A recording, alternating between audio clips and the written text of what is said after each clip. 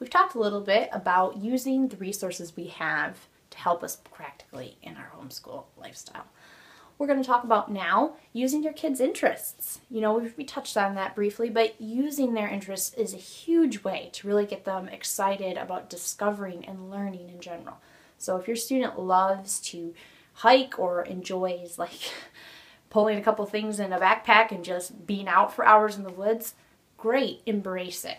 Make it a nature walk. Have them take a journal and, you know, with a little bit of oversight, see, you know, embrace that.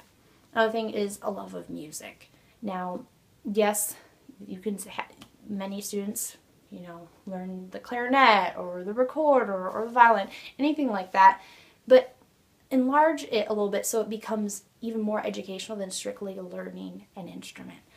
And you don't have to do much, maybe just a simple book about some a type of genre of music that your student enjoys. If they're learning the violin, maybe some classical composers.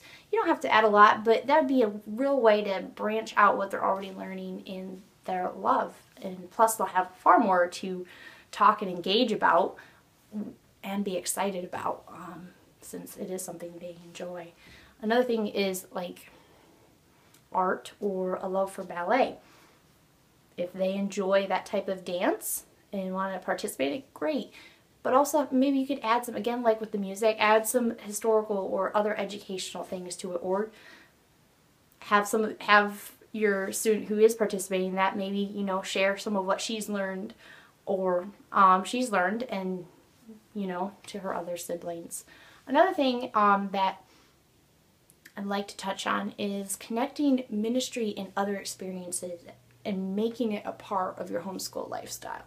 You know, it's not something that you think about, but it's something that all of us as families want to know. It's like, I want my student learning more than just written facts. I want them growing in character. I want them growing in the skills that they learned and being able to have those opportunities that all homeschooling families want, such as, you know, service opportunities at church, fundraisers, ministry projects, or helping others in need, charities.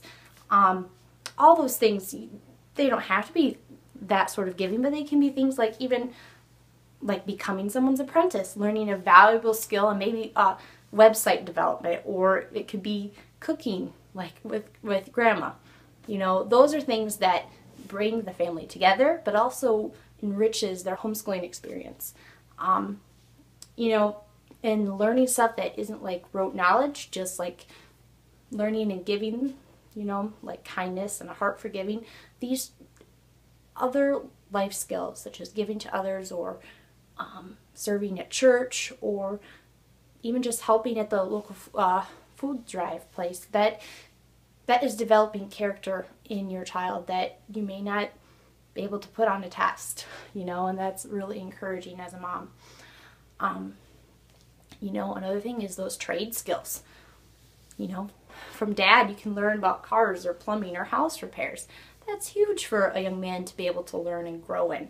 That's something you'll need to know. And of course it might be helpful for your daughters to even know some of that, just in case they have to kind of do some of those repairs themselves.